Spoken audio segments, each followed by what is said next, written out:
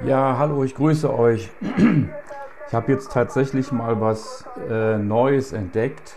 Zeige ich euch gleich.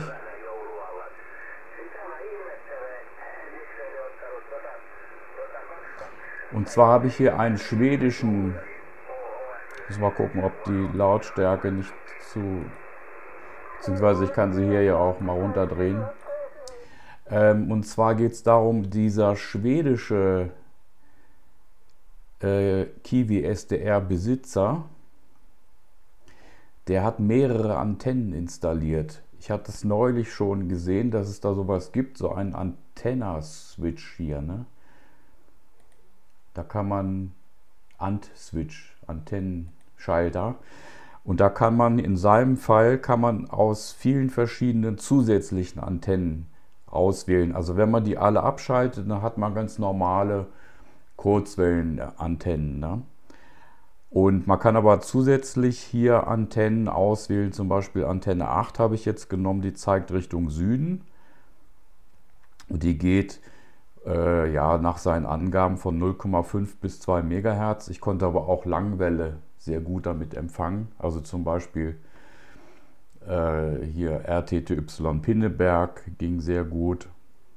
Weil das ist natürlich bei diesen Kiwi SDRs immer so eine Sache, nicht? Was für eine Antenne haben die? Wo wohnen die? Sind die mitten in der Stadt? Es gibt ja auch Leute aus New York, die einen Kiwi SDR betreiben und natürlich gibt es da viel mehr Störungen und so weiter.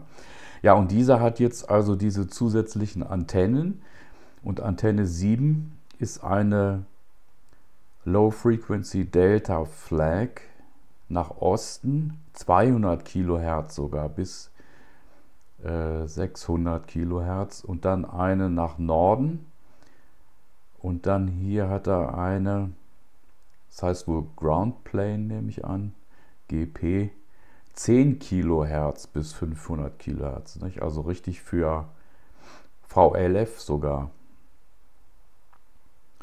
Ja, ihr könnt ja euch hier diese Kennung merken, beziehungsweise es ist dieser hier, ne? 10 Kilohertz bis 30 Megahertz. Braucht ihr hier nur draufklicken, um den aufzurufen. Und den hatte ich noch nie. Also das ist mal was Besonderes. Und jetzt sind wir auch schon am Limit. Jetzt sind mit mir 4 User online. Mehr geht dann auch nicht.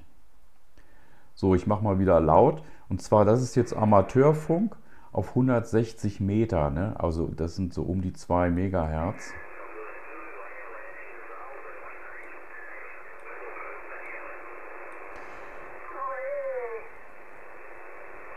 Oh, die Sprache verstehe ich nicht. Also irgendwas Skandinavisches oder Finnisch vielleicht auch.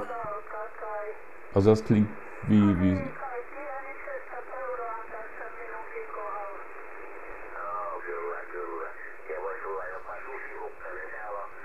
könnte Finnisch sein, oder? Also ich kann ja kein Finnisch, aber Finnisch hebt sich ja so dermaßen von den anderen Sprachen ab.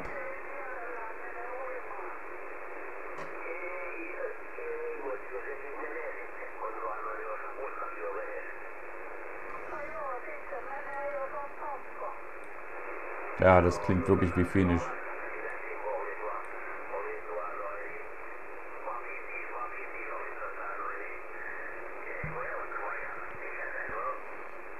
Kurz mal checken. Ja, da müsstet ihr eigentlich was hören können.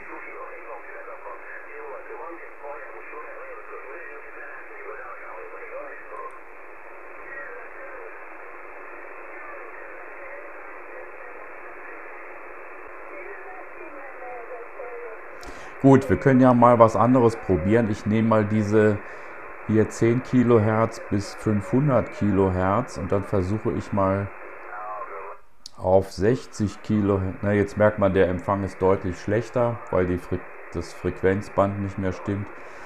Und jetzt gehe ich mal einfach per Hand hier auf 60 Kilohertz. Auf CW gehe ich mal. Und da haben wir den, das empfängt er richtig gut jetzt, ne? Da haben wir den britischen Zeitzeichensender. Da ist er. Glasklar, ne?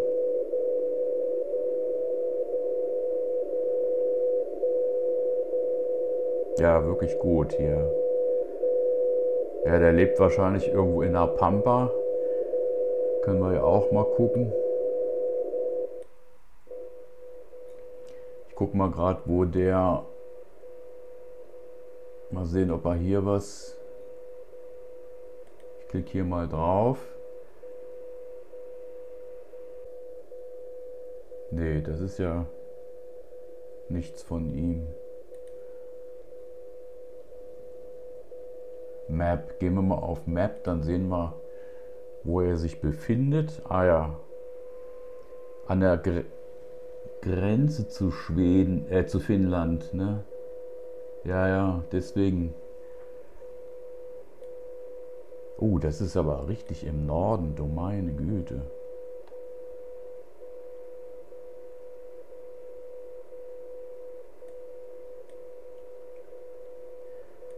Mal gucken, ob es da überhaupt... Ja doch, die Schweden sind ja sehr liberal. Also die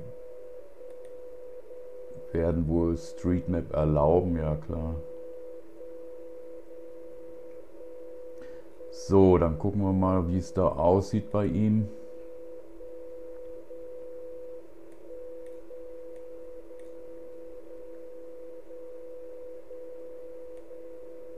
Volvo.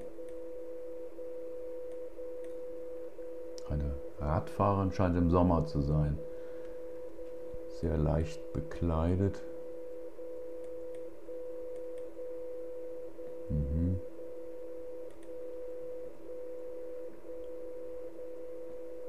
Was haben wir hier?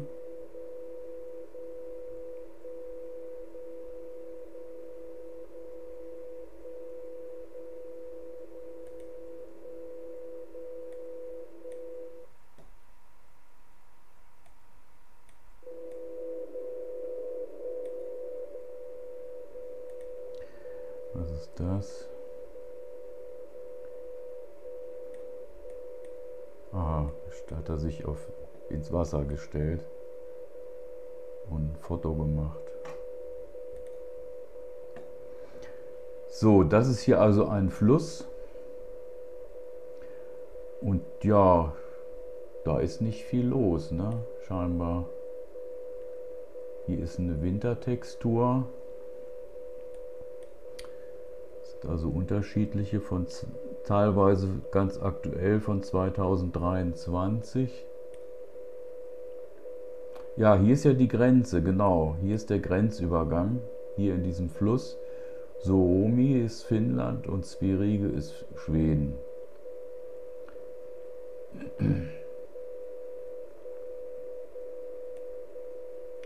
Da irgendwo wohnt der. Wahrscheinlich hier, das sind doch so Häuser, ne? Irgendwo in einem der Häuser wohnt er wahrscheinlich. Also ganz dünn besiedelt da oben, ne? Ja, das ist natürlich super. Er hat natürlich fantastische Empfangsbedingungen dann. Aber hier ist auch eine größere Stadt, sehe ich gerade. Wie heißt das? Ah, das ist hier auf der finnischen Seite und das hier ist wahrscheinlich auf der schwedischen. Ja, hier ist die Grenze. Hier rechts ist Tornio, das ist Finnland. Und links Haparanda ist Schweden. Gucken, wie es da aussieht. Ach, ein Wohnmobil. Schade, man kann das Eifelland, vielleicht ein Deutscher, man kann das Nummernschild nicht erkennen.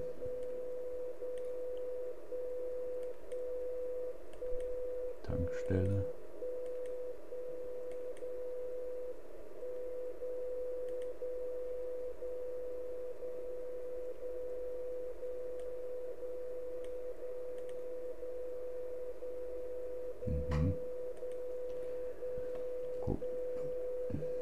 ist denn das Stadtzentrum? Ikea, natürlich.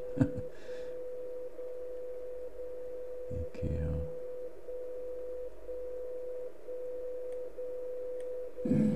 Hier ist ein Bahnhof. Gucken, wie es da aussieht. Bin ich denn dahin geraten?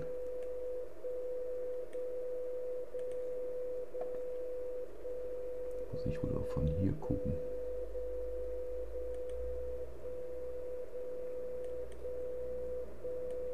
Ah ja, da ist ein Güterzug. Polarica. Irgendeine Firma. So, ehe ich mich hier verzettle, auf jeden Fall ist das in Schweden. Und hier kriegen wir vielleicht auch, ach nee, das ist schon wieder Show Map, das ist das gleiche nochmal. Der Standort, ich wollte eigentlich, muss ich das hier rauskopieren. Wieso nimmt der das?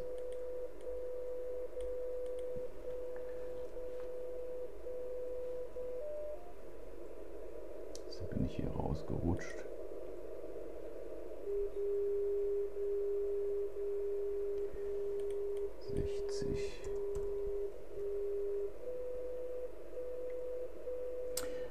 Ja, SM2BYC.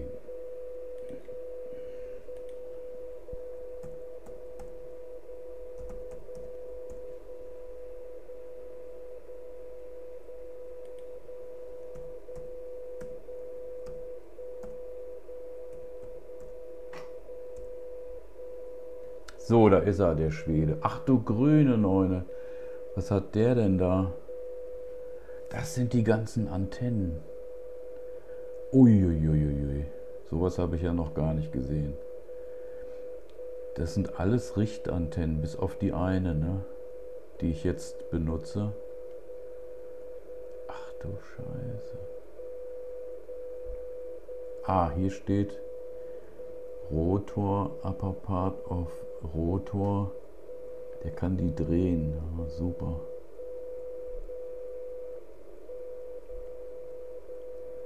Mal vergrößern.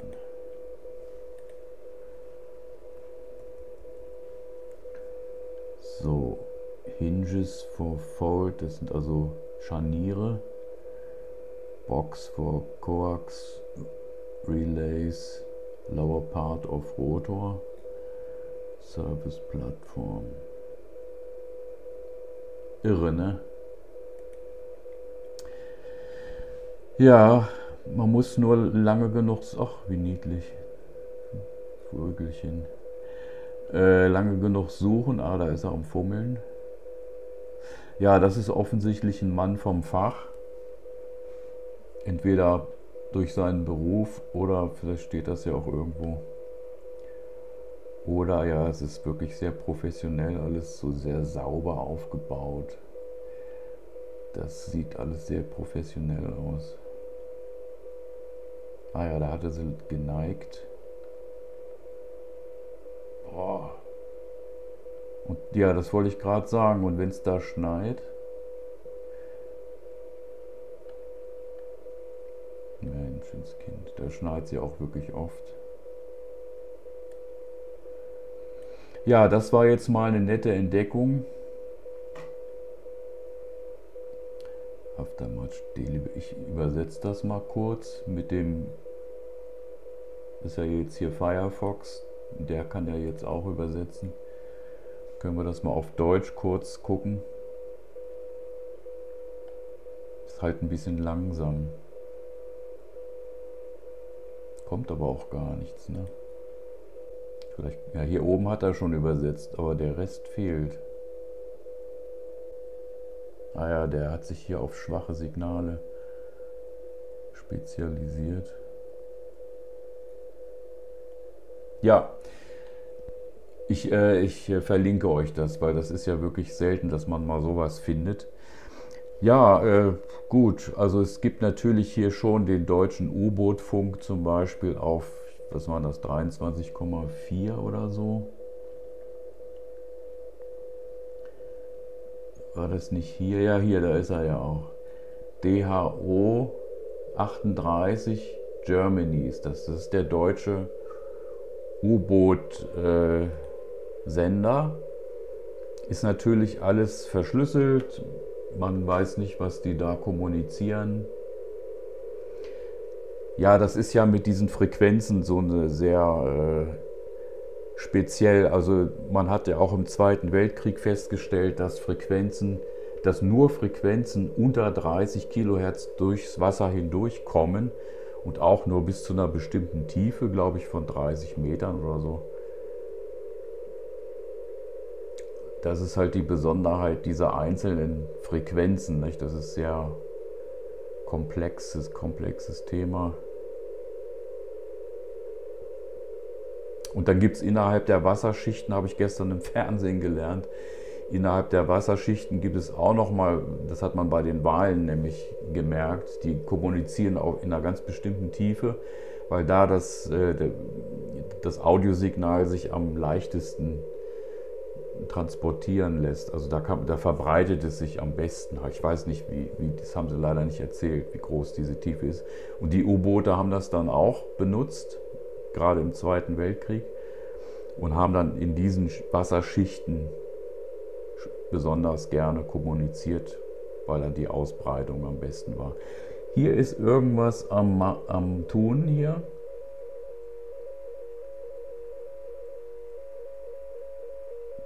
Was ist denn das? 18 Kilohertz.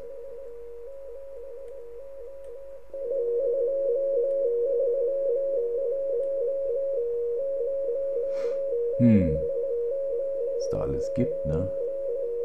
Und hier ist noch was. Also bei VLF, egal wie groß die Antenne ist, die man sich in den Garten stellt oder aufs Dach oder so, ist es immer problematisch, allein durch die ganzen Geräte, WLAN und was man alles so hat. Oder auch manchmal ist es die LED-Lampe oder die Wetterstation, weil VLF ist sehr, sehr empfindlich. Deswegen kann man sich glücklich schätzen, wenn man hier sowas mal gefunden hat. Also ein komplettes Radio, was man übers Internet bedienen kann und was eine sehr gute Antenne dafür hat, ne? Das muss ich mir unbedingt mal abspeichern hier gleich mal unter Funk. Ja, also ich denke, das soll es mal gewesen sein. Man kann das hier natürlich endlos vertiefen dann. Und wie gesagt, ich mache euch die Links. Ich mache es mal leiser hier. Ich mache euch die ganzen Links, die ich hier gefunden habe, unter das Video in die Videobeschreibung, wie immer übrigens. Ihr könnt diese Videobeschreibung mit dem Fernseher nicht sehen, ne? Habe ich festgestellt, hat mir auch mal einer geschrieben. Geht nicht. Dann auf dem Handy ist es auch problematisch, manchmal findet man es, manchmal nicht. Ne, das ist also... Da macht es YouTube den Usern wahrscheinlich absichtlich nicht so leicht. Aus irgendwelchen Gründen. Ne, da ist nichts. Ja gut, wir können jetzt hier natürlich Pinneberg, was war das? Pinneberg einstellen. Na, das ist jetzt Pinneberg. Das ist natürlich für den überhaupt kein Problem.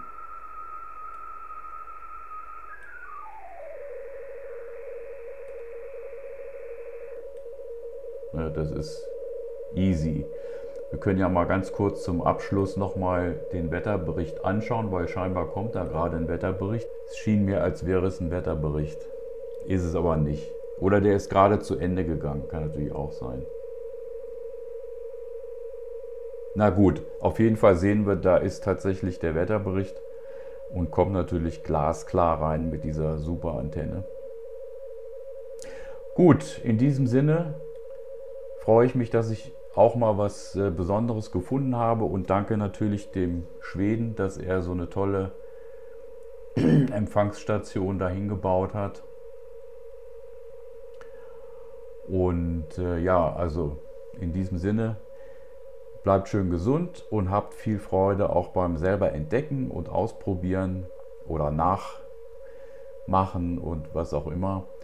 Und basteln. Heute hat mir auch wieder einer geschrieben, er ist dabei, sich eine Spezialantenne zu bauen und wie man das berechnen kann. Da muss man dann so einen Spulenrechner haben und also Zeug. Jo, alles klar, dann macht's gut und bis bald.